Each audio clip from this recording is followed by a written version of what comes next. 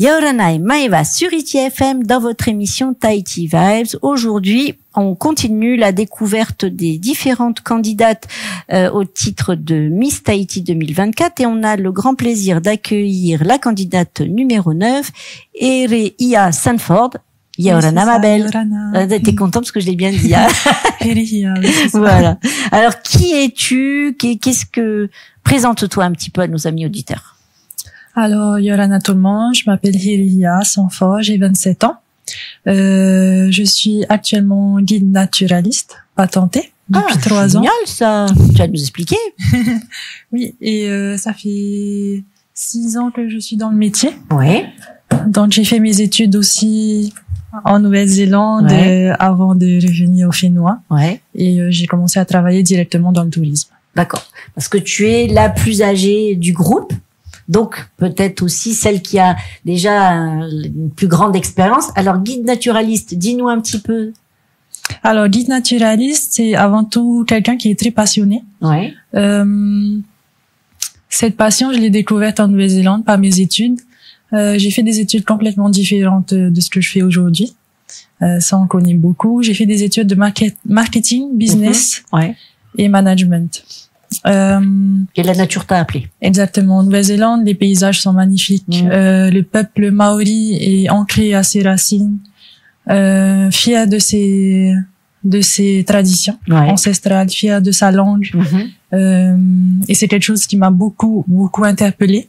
Et je me suis promise que quand j'allais rentrer chez moi, j'allais apprendre au maximum tout ce que je peux tous les jours. Donc, dans la vie de tous les jours, tu es beaucoup dehors?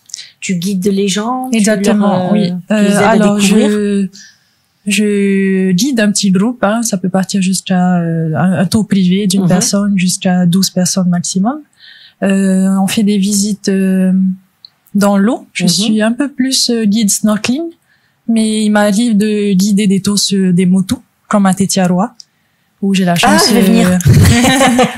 Tout le monde. Avec plaisir. C'est un endroit qui est tellement paradisiaque que je conseillerais à tout le monde, même juste en petit bateau. Si tu as l'occasion, n'hésite pas. C'est passer la journée là-bas. Oui.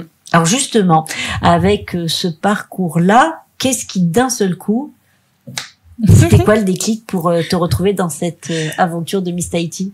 C'est une bonne question. Alors, pendant longtemps, moi-même, je me suis posé la question au début de l'aventure. Qu'est-ce que je fais là? On t'a amené de force ou? Pas du tout.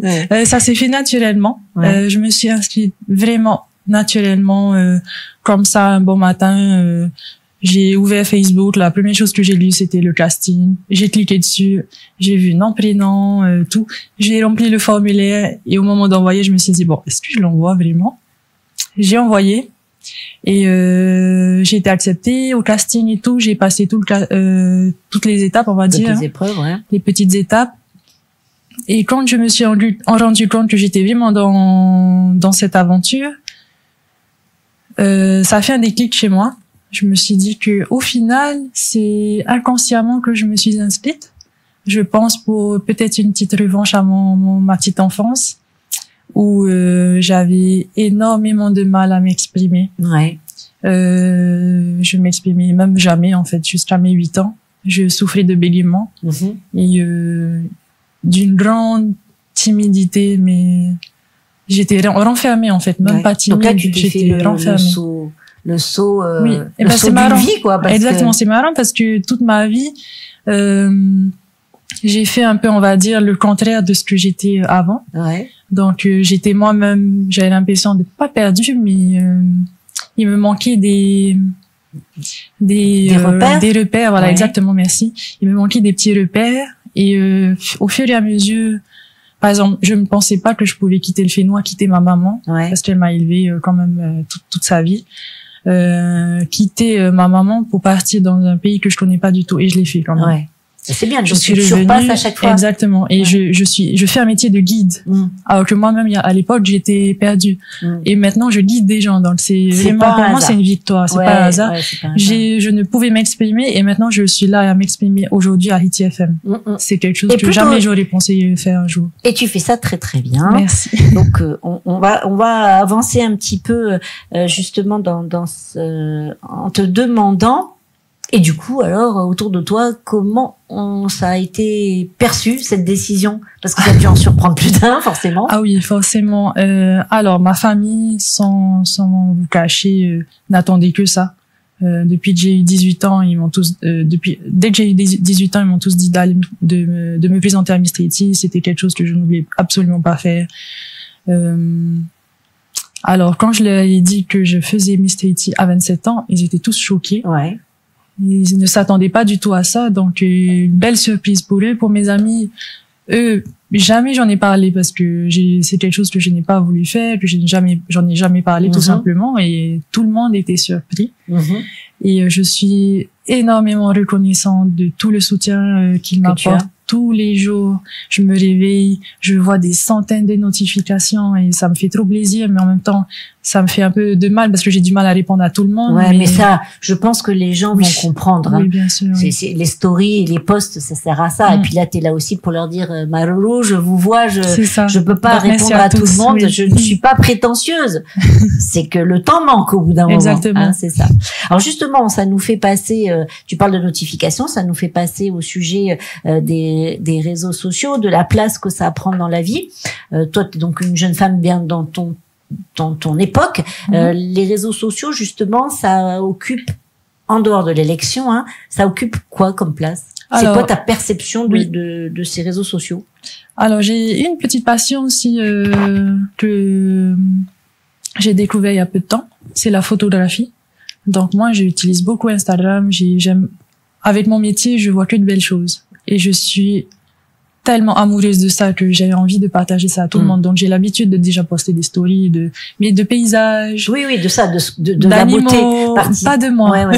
Non, un petit peu quand même, bien sûr, mais oui, là, c'est clairement tout l'effet des projets. Oui, donc du coup maintenant, on passe à la phase 2 des réseaux sociaux, c'est-à-dire que là, il faut se mettre en avant, faut se mettre en scène. Alors, comment ça se passe? Ça se passe bien pour l'instant. Oui, ça se passe bien. De toute façon, ça fait partie de cette aventure et on est là pour ça, donc j'y vais à fond, oui. À fond, eh ben voilà, de ça j'adore moi.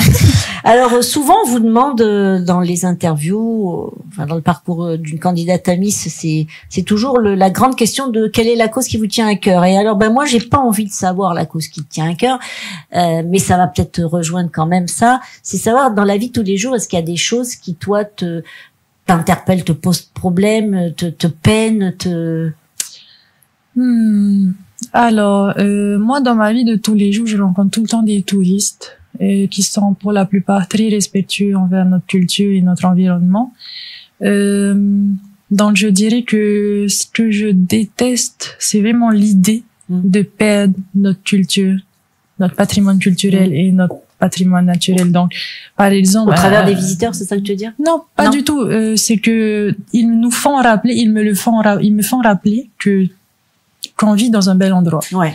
Bon, bien sûr, j'ai pas besoin de ça pour le savoir, mais c'est bien. Tous les jours, on me le dit. Ouais. Et tous les jours, je me dis, c'est vrai, vous avez raison. Mais c'est vrai parce qu'on s'habitue quand même. Oui, c'est vrai. Ça devient juste normal. Ça devient pas banal, mais on a l'habitude. Ouais. On a l'habitude de cette beauté. Et du coup, c'est pour moi, je déteste l'idée de perdre tout ça, de savoir qu'un jour on ne pourra plus parler notre langue, ou bien que un jour notre planète sera polluée,